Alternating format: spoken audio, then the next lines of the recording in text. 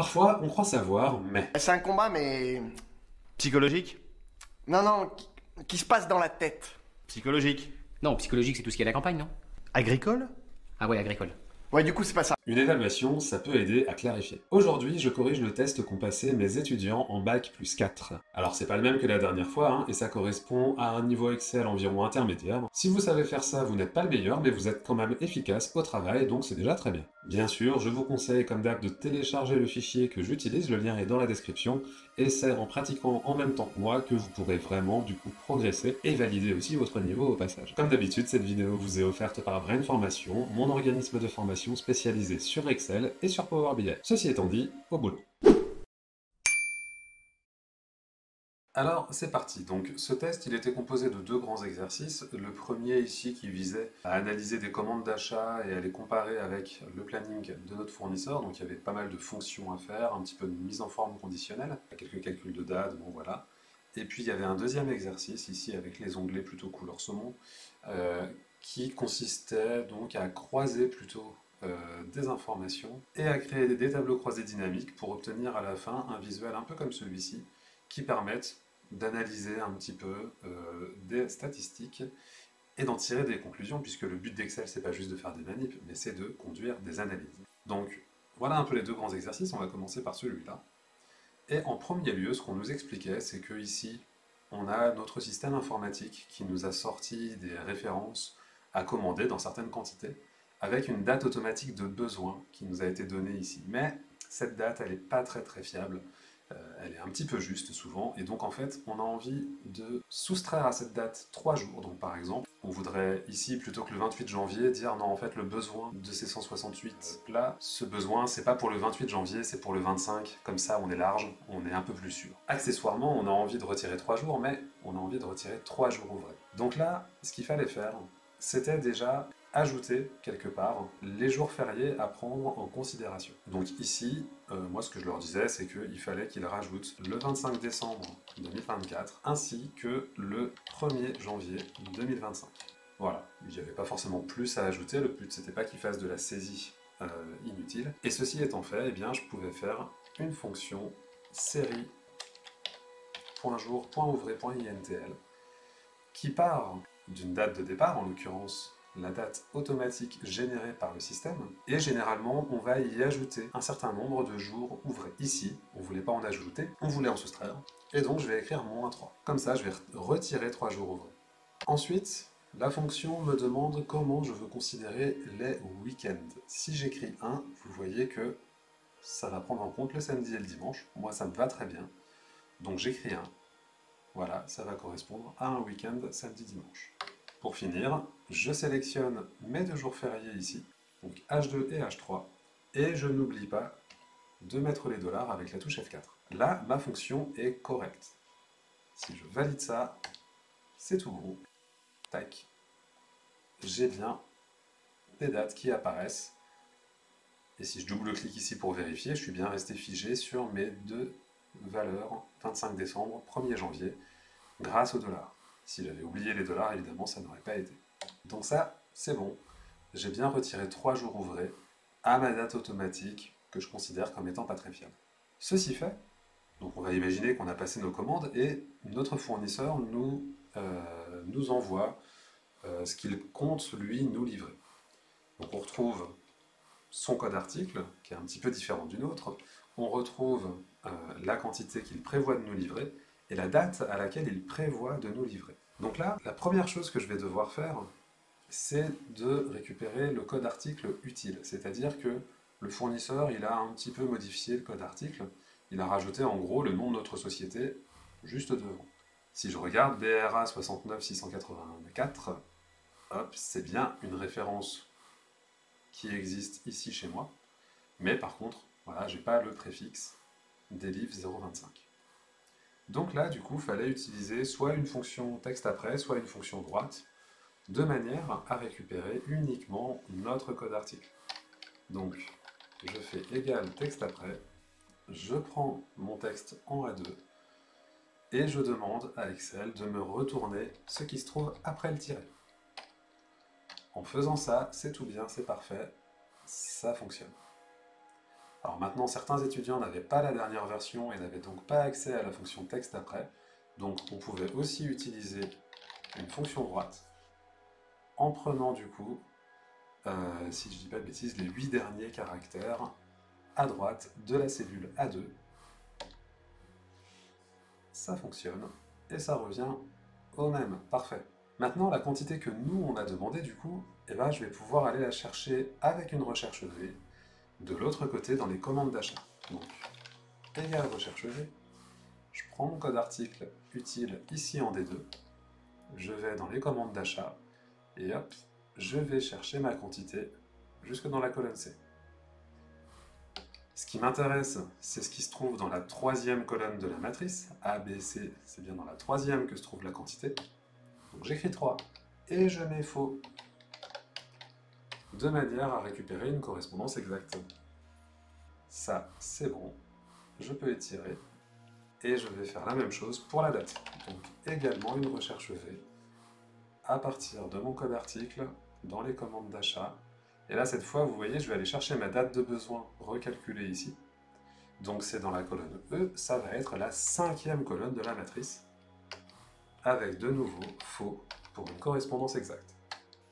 Alors là, ça peut peut-être en partie perturber certains. Ce que je récupère, c'est une date, mais sans le bon format. Ça veut dire que ici, en fait, j'ai pas vraiment une date, j'ai un numéro de série qui correspond au nombre de jours depuis le 1er janvier 1900. Donc, pour corriger ça, je vais simplement sélectionner ça et passer en format date courte. Voilà, pour afficher des vraies dates. Mais donc, la signification de ça, c'est bien que le 23 décembre 2024, eh bien, c'est le 45 649e jour depuis le 1er janvier 1900. Voilà, ceci étant fait, je vais déplacer un tout petit peu les consignes. Ceci étant fait, il fallait faire une fonction si pour savoir, pour mettre un commentaire qui permette de savoir si la quantité que prévoit de livrer le fournisseur nous convient ou pas. Donc ici, je vais dire égal si, et si la quantité qu'il prévoit de nous livrer est inférieure à la quantité qu'on lui a demandé, bah forcément ça va pas, je vais mettre non ok. Sinon je vais mettre ok parce que soit c'est égal, soit c'est supérieur, donc ce sera très bien. Ici 276 pour 276, ça fonctionne.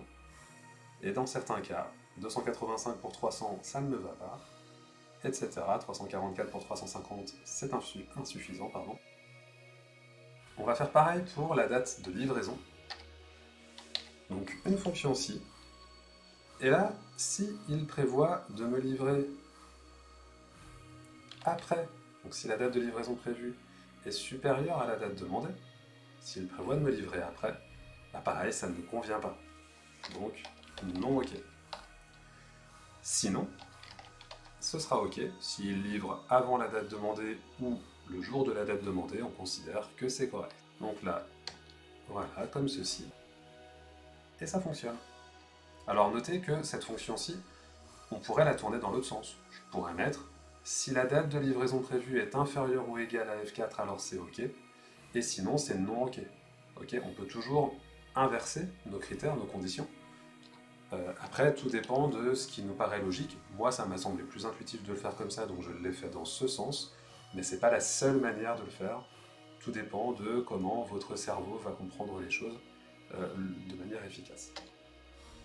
Alors, dernière chose, je leur demandais de faire une mise en forme conditionnelle de manière à afficher ici en rouge les quantités qui soient pas bonnes et en rouge également les dates qui ne soient pas bonnes. Donc, évidemment, ça va correspondre avec nos non OK qui sont là.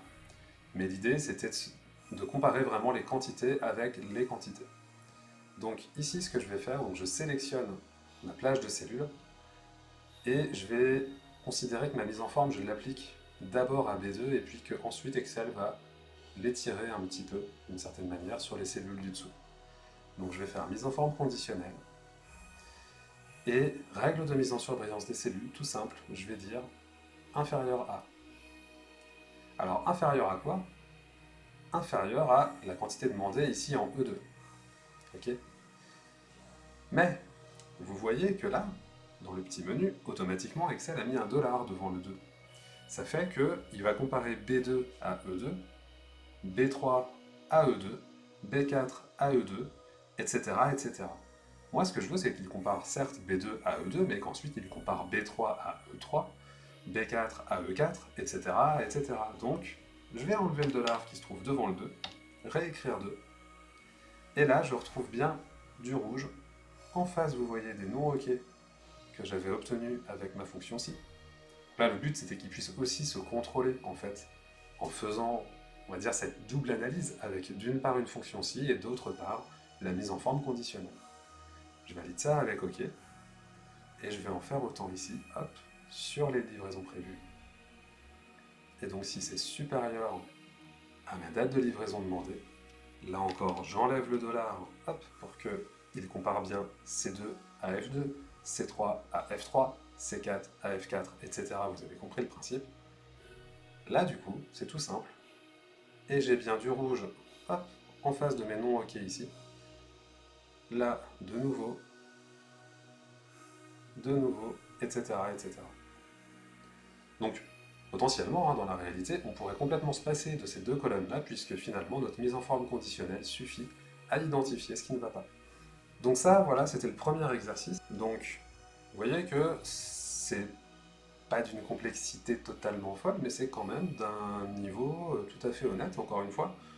Si vous savez faire ce test, vous n'êtes pas le meilleur dans Excel, encore une fois. Il y a des tas de choses beaucoup plus compliquées qu'on peut faire, mais quand même, c'est tout à fait honorable. Juste avant l'exercice 2, si vous voulez continuer à pratiquer pour pouvoir progresser, vous pouvez vous inscrire à un programme d'exercice de 5 semaines, c'est totalement gratuit. Le lien est dans la description. Ceci dit, on y retourne. Dans l'exercice 2, on se place dans un contexte un petit peu particulier, dans le sens où on imagine que nous travaillons dans une entreprise qui livre ses clients tous les jours pour leur apporter le repas du soir. Ces clients, on les facture de manière mensuelle, et donc en fait ici, on a un état de toutes les factures pour mai, juin, juillet, août, septembre, octobre, je crois, je ne sais plus jusqu'où je suis allé.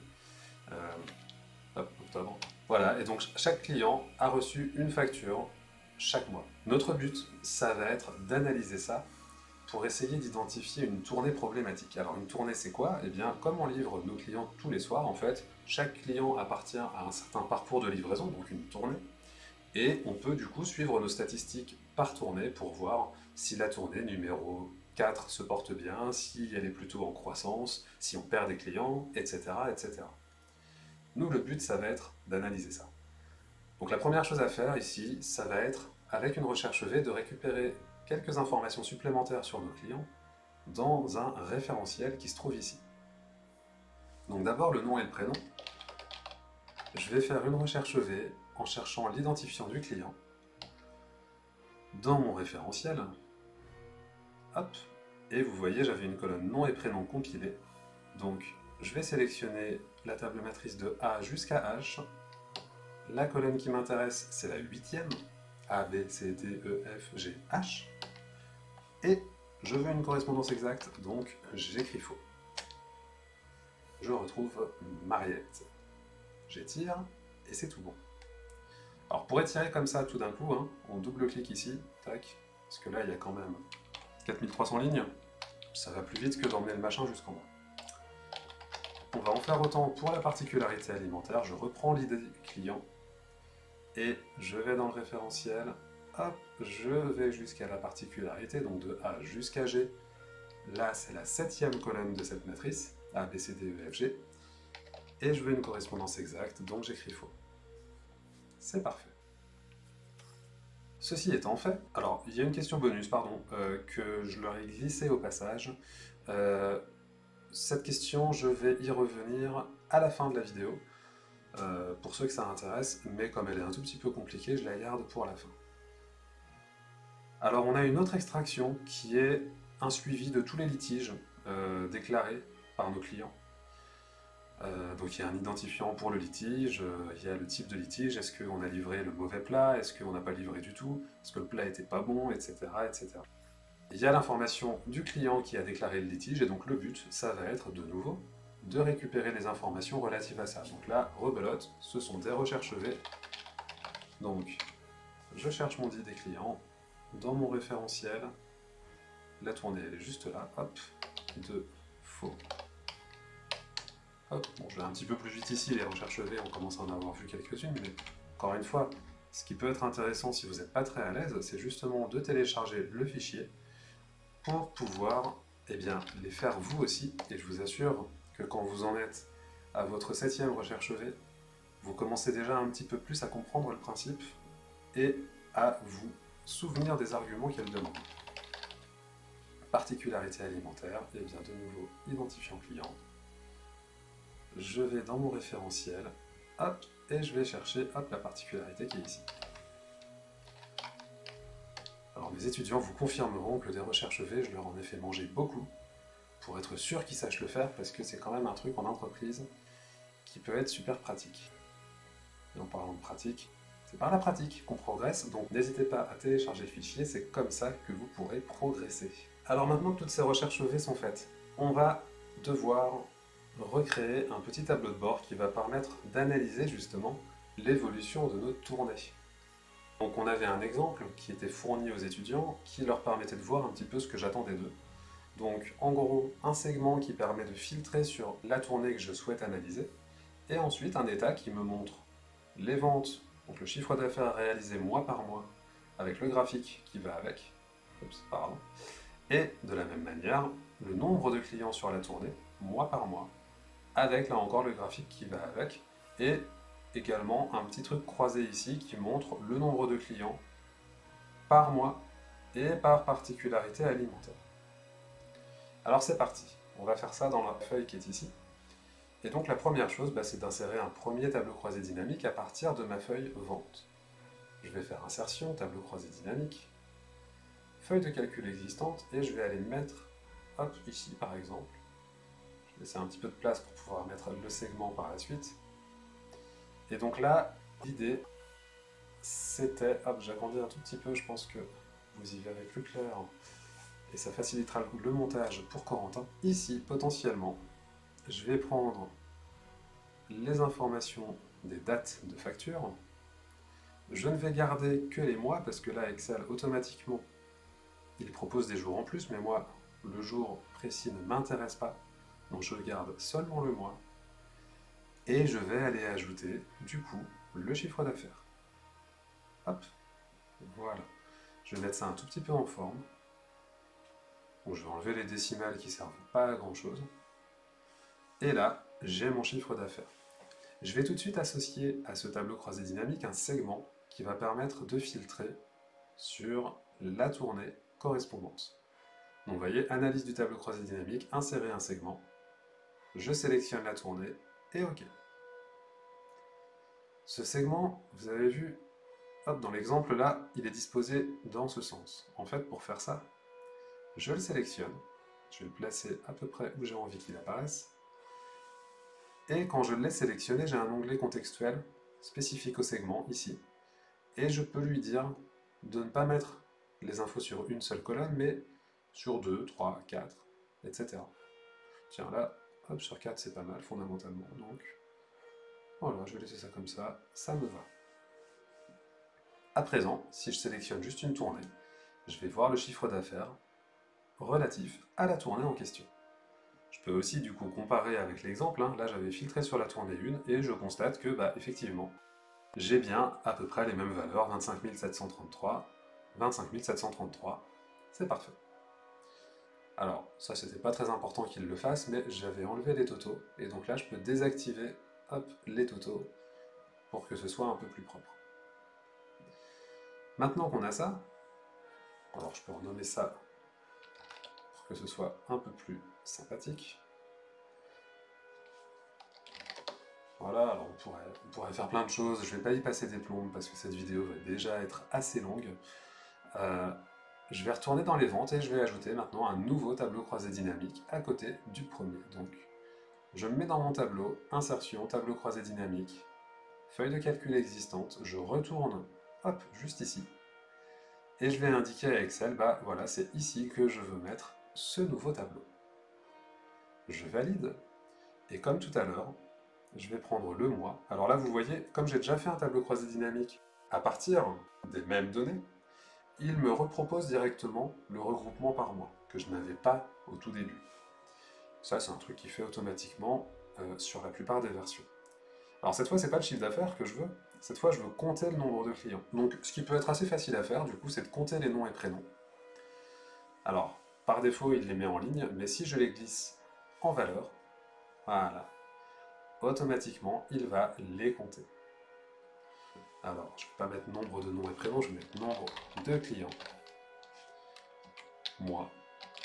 Puis là encore, je vais enlever le total général, qui apporte pas grand-chose.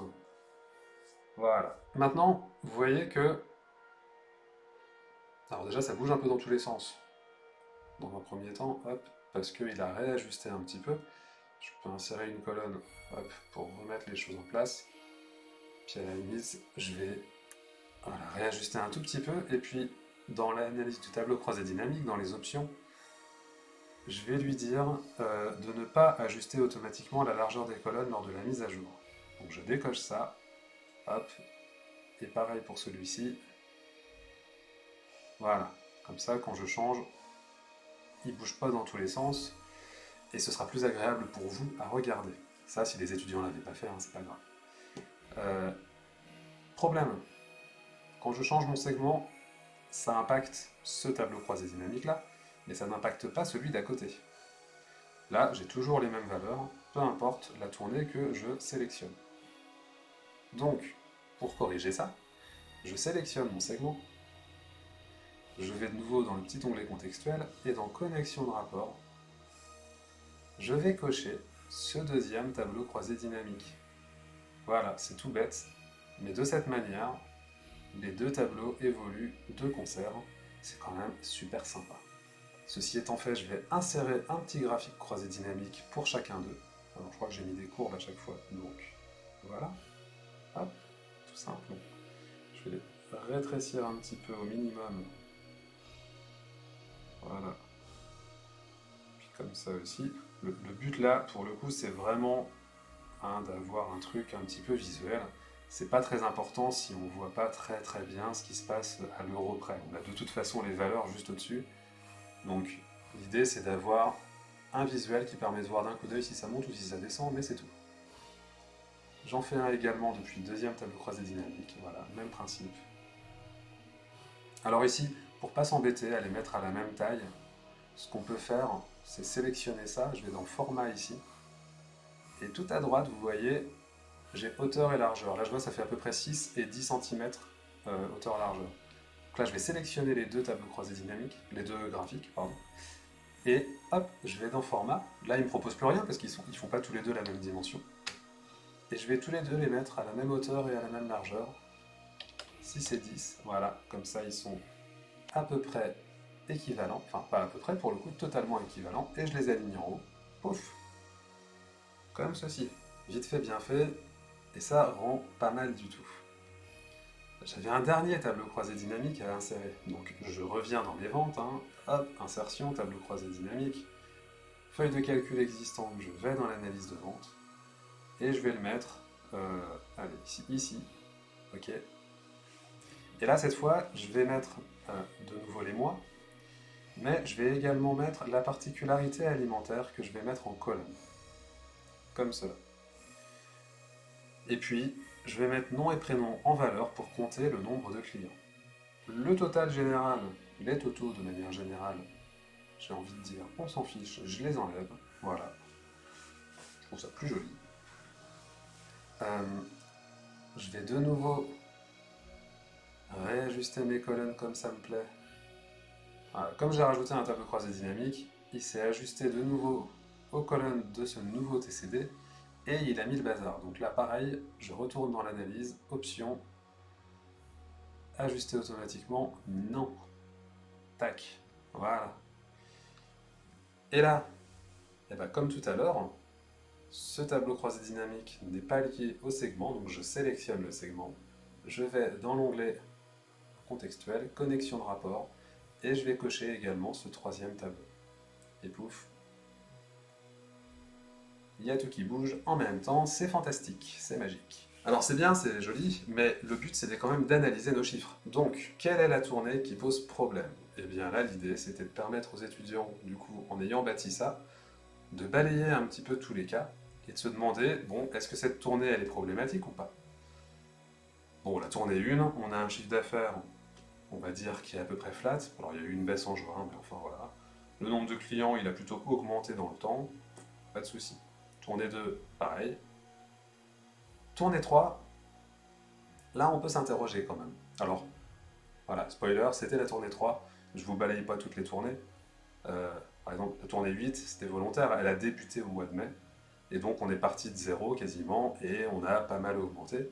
Mais voilà, certes, cette tournée a fait moins de chiffre d'affaires que les autres. Mais en fait, là, le but, c'était de comprendre que c'était une nouvelle qui venait de se lancer.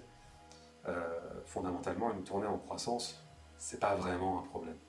Le vrai problème, il est là, une tournée qui se casse la figure avec un nombre de clients qui chute et un chiffre d'affaires naturellement qui baisse également.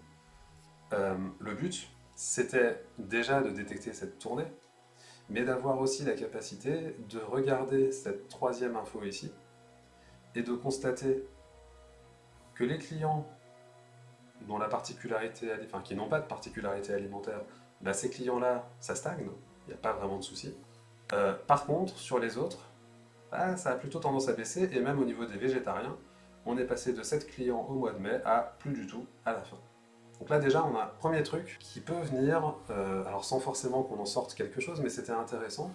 Moi j'ai bien aimé que certains ne se contentent pas de dire le nombre de clients baisse, mais aient la profondeur d'analyse d'aller voir aussi dans le détail bah, quels sont les clients qui s'en vont en fait. Voilà. Donc là, il fallait qu'ils mettent une petite phrase en me disant, enfin une ou deux, en me disant un petit peu ce qu'ils constataient déjà dans ce graphique, dans ces graphiques et dans ces tableaux croisés dynamiques. Et la dernière question, elle était libre. La dernière question, c'était, bah voilà, vous avez à disposition une feuille avec tout un tas de litiges qui ont été retrouvés, relevés. Bah, faites un tableau de bord, faites une petite analyse sur le même principe que celle-là, pour essayer de tirer des conclusions et de comprendre ce qui se passe. Alors, comment on peut faire ça? Bah, déjà, je vais faire un tableau croisé dynamique. Dans une nouvelle feuille, pour le coup, ce sera très bien, que je peux appeler analyse, hop, litige, voilà. Et donc là, eh bien, je pouvais prendre, bah, pour commencer, le type de litige, par exemple, et essayer de voir un petit peu le nombre de clients, nombre de litiges finalement, hein, ça revient au même, qu'on a pu constater, au global. Alors là j'ai mis nom et prénom, et donc ça me donne un nombre de litiges. Si j'avais mis l'identifiant du litige, hein, hop, comme ceci, et que je demande de synthétiser non pas avec une somme, parce que c'est des valeurs numériques, donc il peut faire une somme, mais bon, c'est comme si je fais une somme de numéros de carte d'identité, ça n'a pas vraiment de sens. Donc là, je vais lui dire pas une somme, je vais lui dire compte le nombre de valeurs. Vous voyez que je retrouve exactement les mêmes chiffres. Donc, nombre litige, hop. Bon, là, forcément, c'est pas encore très intéressant. Si je rajoute la tournée, en revanche, qu'il me met naturellement en valeur, parce que là encore, c'est des valeurs numériques, donc je peux les glisser, hop, en ligne. Bon, bah, peut-être que là, on va commencer à en tirer quelque chose. Si ici, j'insère un graphique pour que ce soit un peu plus visuel, hop, un graphique croisé dynamique comme ceci, bah, qu'est-ce que je constate très très vite? Je constate que sur la tournée 3, il y a énormément d'erreurs de plat. Ok, par rapport à toutes les autres, c'est quand même assez énorme. Et donc, des erreurs de plat, ça pourrait expliquer que dans mes ventes, dans mon analyse de vente, j'ai constaté qu'en fait, c'est les gens justement qui ne veulent pas qu'on leur livre n'importe quoi. C'est ces gens-là qui se barrent en premier. Donc, tiens, y aurait-il relation de cause à effet?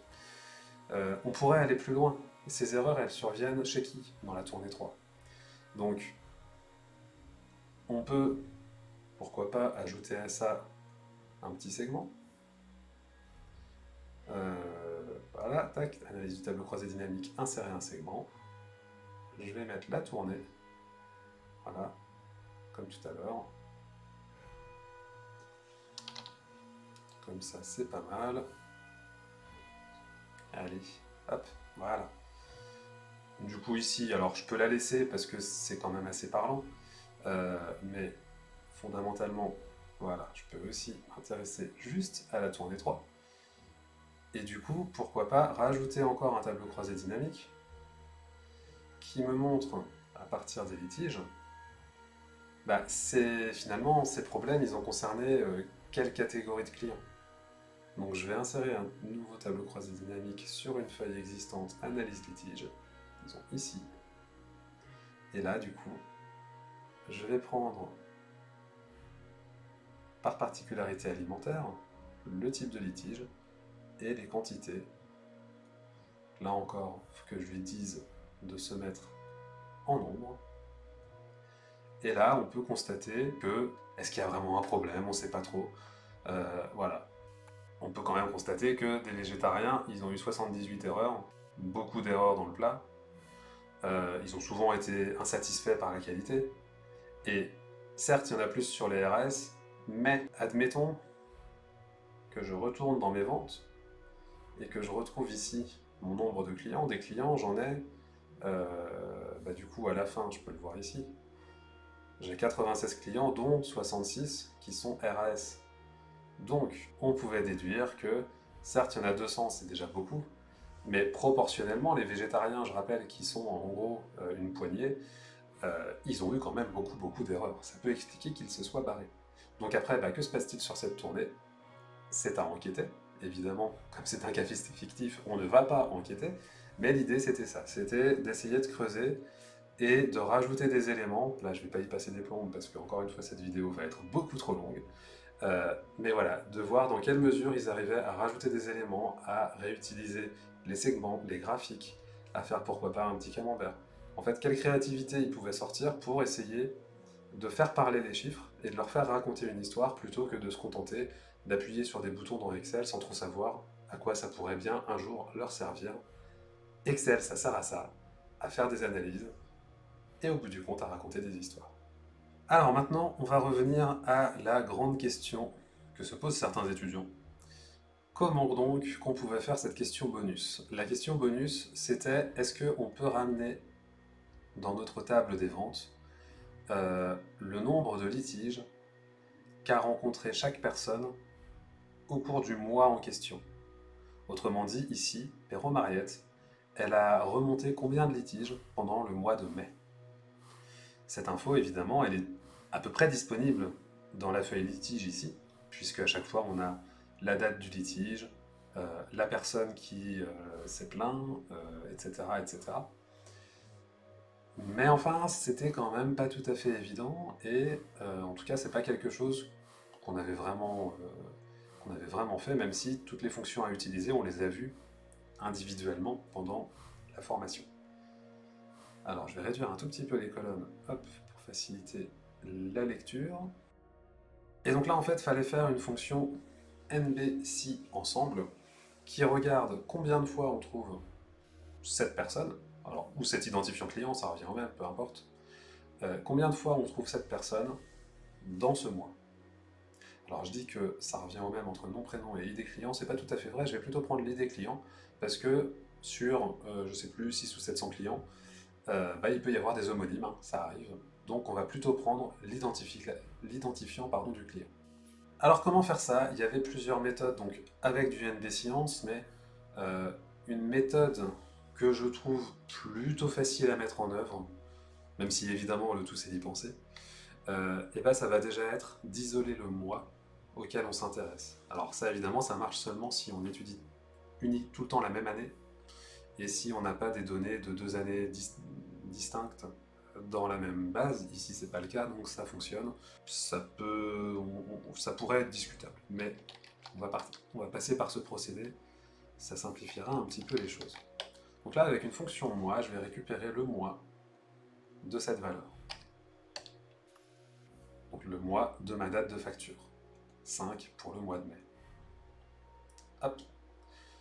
Bon, s'il y avait plusieurs années, si j'avais du 2023, du 2024, il faudrait simplement que je rajoute un critère avec l'année. C'est pas non plus la mer à boire, mais il faut y penser, sinon on a des surprises. Là, je rajoute le mois et je vais en faire autant dans les litiges, où du coup, je peux, ici par exemple, juste à côté de la date, hop, rajouter mois et faire exactement la même chose, égale mois de B2, de manière à récupérer 5. Alors 5 au format date, hein, ça donne le 5 janvier 1900. Mais si je repasse en format standard, j'ai bien un 5 qui s'affiche. Une fois que j'ai ça, je vais pouvoir faire ma fonction nbscience, donc égale nbsci ensemble. Plage critère numéro 1, je vais aller dans mes litiges ici, et je vais prendre l'identifiant client. Le critère qui correspond à ça, il est ici, l'identifiant du client. Donc je cherche le client 1 dans la colonne E de mes litiges. Et puis deuxième chose que je cherche dans la colonne C, donc où j'ai le mois que j'ai isolé ici juste à côté. Dit autrement, je veux voir combien de fois je trouve l'identifiant client 1 en même temps que le mois numéro 5. Là, je vois que, a priori, Perrault Mariette n'a pas rencontré de problème au mois de mai. Et si j'étire, je vois que Pellegrini Claude, hop, en principe, lui, il a rencontré un problème. Adam Popov, il en a rencontré un aussi, etc., etc. Là, j'ai une personne, là, un végétarien, pas de bol, qui en a rencontré 2 pendant le mois de mai, là encore, etc. Donc, c'est pas diablement compliqué, mais la fonction nbscience, on l'avait vu quelques semaines, voire quelques mois plus tôt. Les fonctions mois, pareil, c'était pas de toute première fraîcheur. Voilà, on n'avait pas spécialement pratiqué ce genre de truc, donc il fallait que ça vienne à l'idée, et c'était pas si évident. Il y en a quand même un ou deux qui ont réussi à la faire, cette question bonus. Félicitations s'ils regardent la vidéo.